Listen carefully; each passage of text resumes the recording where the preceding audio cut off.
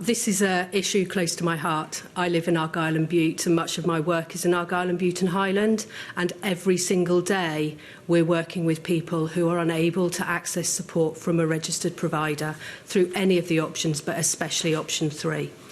What then happens in practice is people are given a direct payment to go and recruit their own personal assistants. When you freely choose to do that, it's a brilliant thing. It's absolutely right for people that have the resources to manage a direct payment and freely choose to do that. But when we're talking about, for example, an older adult with dementia who may not have family or whose family lives overseas, in an area where, to quote a colleague, there are more sheep than people, it's really, really difficult. So that's definitely one of the issues in huge swathes of Scotland with our very remote communities.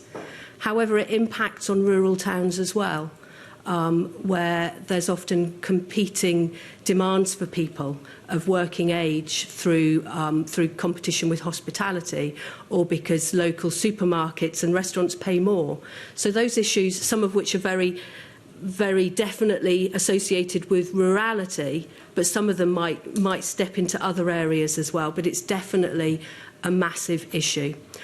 Another thing that sometimes happens is the support that's given to registered support providers to work in those rural and remote and island communities isn't there.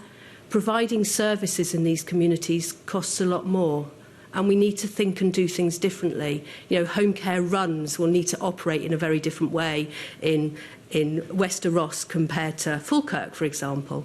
And so support providers and local authorities need that support to be able to do things differently and creatively.